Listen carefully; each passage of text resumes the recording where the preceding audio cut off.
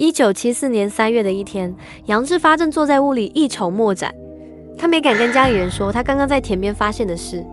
先不说这想想瘆得慌，万一再定个罪，那可就是要在牢里和肌肉兄贵们打自由搏击了。这时他的妻子走了过来，问杨志发：“你好好的不去打你的破警，在这坐着干嘛？”杨志发抬起了头，说：“我可能犯事了。”他的妻子第一时间反应过来，连忙转头关上了家院里的门，回头问到底怎么了。这时杨志发抬起说：“咱家田口有个脑袋。”欢迎来到奇异追踪，今天咱们来聊聊秦始皇陵。原来3月的陕西还处在旱季之中，家里取水困难的杨志发便想着要不去田口打个井，这样方便取水。这样想着的杨志发便带着工具就出了门。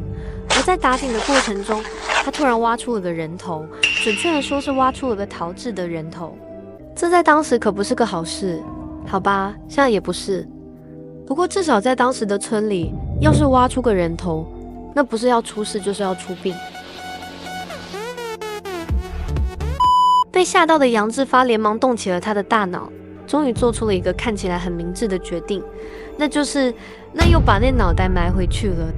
他的妻子听完后想了下，这么下去也不是个事，要是被别人发现了，查出来有事，他俩还是跑不掉，索性报警。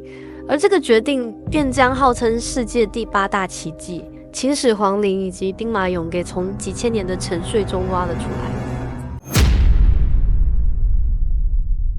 来。2003年，秦岭以东的山人村的考古队发现了一个乱葬坑，里面没有棺材，骨头都叠在一起，排列方式十分混乱。秦岭考古队的段队长怀疑这是修陵人的乱葬坑。史书记载，在秦始皇统一了中国后，他开始决定修建陵墓。他从全国各地的战俘罪犯中招募了70万人，让他们在骊山修建自己的墓穴。他们中的许多人在建筑工地上累得疲惫不堪，甚至丧命。很快，段队长从一些出土的瓷砖中确认了他们的身份，他们确实是建造陵墓的工人，其中一个来自欧洲西部。在这些陵墓建造者中，他们的大部分基因来自遥远的南方。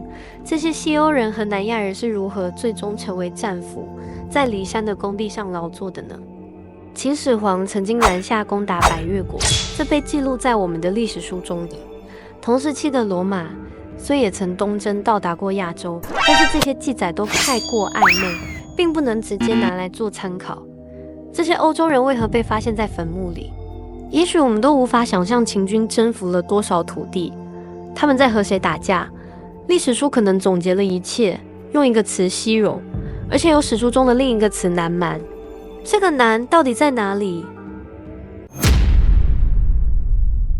在著名的游戏 FGO 中，秦始皇被描绘成了一个拥有很多逆天科技、宇宙战舰、不死士兵，甚至在宇宙中修建名叫长城的轨道防御系统。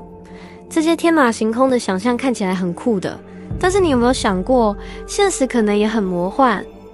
比如拥有超导涂装的兵马俑，乍一听这可能是某个小说里或者是动画、电影、游戏里的情节，但这是现实存在的。而且至今也没有人知道为什么几千年前的陶俑人偶上会有超导材料。2006年，在斯坦福的物理实验室里，似乎这一切争论终于要有了一个尽头。科学家多年的争论的就是为什么兵马俑上的有蓝色油漆。那时我们只知道2个古代文明能够制作蓝色油漆，古埃及和古玛雅。早在5000年前，埃及人就已经掌握了制作埃及蓝的方法。那兵马俑上的蓝色涂料是我们自己发明的吗？其实蓝色油漆除开上面的2种外，都是在工业革命之后才出现的。这也就是大家会发现世界国旗里没有紫色的原因，因为紫色是蓝色的一种高级表现方式，大多数的国家在刚开始都没法制作紫色的颜料，可见蓝色颜料出现的多晚。那么问题来了，2000年前的秦国是如何制造出蓝色的颜料的呢？外国专家认为，在那个时代，从埃及到中国一定有一条未知的贸易线路，所以埃及蓝色和西方雕塑技巧可以传播到中国，这才使得我们今天拥有了蓝色的兵马俑。但是另一些专家认为这不是埃及蓝，而是中国人发明的一种新蓝色——中国蓝。那么是埃及蓝还是中国蓝呢？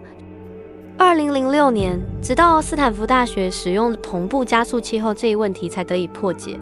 加速器将一束比阳光还要亮10倍的光投射在一块50微米的蓝色颜料上，它出现了一种类似于埃及蓝的分子结构，看起来像是一种人造化合物，而不是像玛雅蓝这样的天然化合物。他们不断分析，一个与埃及蓝不同的原子出现了。原来丁马永蓝是硅酸铜钡，这与埃及蓝的硅酸铜钙完全不同。实验的过程中，更多的证据浮现了出来。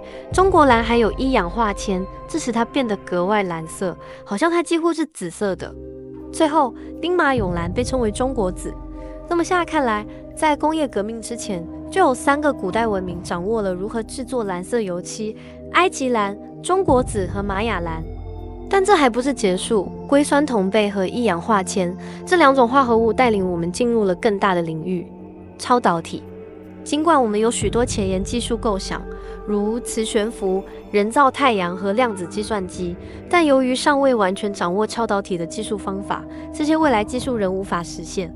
换句话说，超导体材料的缺失是我们迈向这些技术的一大阻碍。现在在中国紫色中，我们发现了钡、铜、铅，这些都与超导体有关。丁马永可能与超导体有关吗？同年，这些样品被送到美国国家强磁场实验室，测试它们的超导效用。这是世界上最强大的磁场实验室，可以产生45特拉的磁力。这里进行了许多顶尖的磁性研究，核理论、生物化学、地球化学等。甚至有一个传说，说那些在51区、外星人等的秘密实验都由这座实验室帮忙。现在，蓝色油漆的样品被带到了实验室，科学家们又会有什么样的发现呢？随着温度逐渐降低，中国蓝中的特殊分子开始释放出单一的磁波，以维持冷却状态。在这个过程中，磁波失去了其第3维度，分裂成了2个独立的2维平面。这个结果完全超出了预计。科学家说，这不仅是超导材料的问题，磁波从3维变成2维，这才是最重要的。如果我们能弄清楚它是如何做到的，我们可能有助于制造更好的超导材料。但是谁知道我们一直在寻找的东西，自2200年前以来就一直在那里。那么秦是如何制作它们的呢？此外，他们为什么要把它们画在兵马俑上？只是为了好看吗？这一切的背后肯定有一个不同的故事。水银在古代的中国一直都是个很重要的材料，即使在宋朝，1年中水银的生产也只有2200斤左右，而在始皇陵中，据测却有至少100吨的水银。这些水银传说被制成中国山脉、河流和海洋的形状，它们日夜流动。怎么来的那么多水银？其实古代中国的道教就知道怎么做水银了，他们就是把朱砂加热到500摄氏度，让汞变成蒸汽，再通过导管冷凝，就变成水银了。然而，这种方法至少在技术上需要一个完全密封的蒸馏箱子，如果不是，那么它会毒性非常大。更重要的是，无法大规模制造，这将导致极低的产量。显然，根据手头的信息，秦朝无法掌握密封蒸馏技术，该技术最初发现于宋代。那么，他们怎么可能在短短90年内收集和生产如此大量的水银呢？再说，宋朝的人也没闲着，整个国家都在生产水银。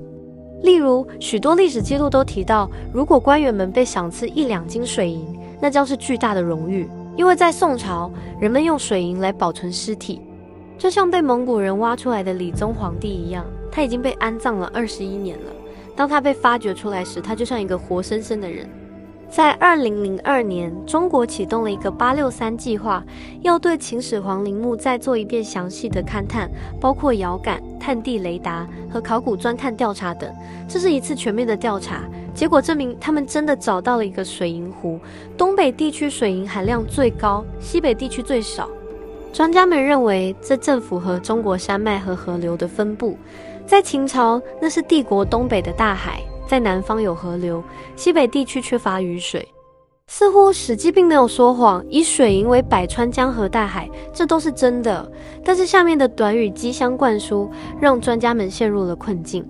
它的字面意思是，水银河就像一台永动机，每秒钟都保持流动。但显然没有这样的机器，所以专家解释说，这可能表明铜棺漂浮在水银上，因为水银比铜重，所以它有能力让棺材浮起来。利用这种浮力，这正好能让秦始皇躺在他的棺椁里，日夜不停地巡视着这个水银模拟的帝国。但现在他们勘探出了这么巨大的一个水银湖，为了让铜棺漂浮，这个湖至少应该有1米深。经过一番计算，这不是大约100吨水银，即使是10万吨水银也可能不够。而当下全球水银产量是3700吨，这么多水银，至今专家也没想明白是怎么做到的。甚至专家们在地宫中侦测到一个金属物体在移动，这难不成真的是秦始皇的棺椁在漂浮吗？最后，在秦始皇陵中到底还隐藏着多少不为人知的秘密，等待我们去挖掘呢？深入奇异之际，追踪未知之谜。这里是奇异追踪，记得关注哦，我们下期见。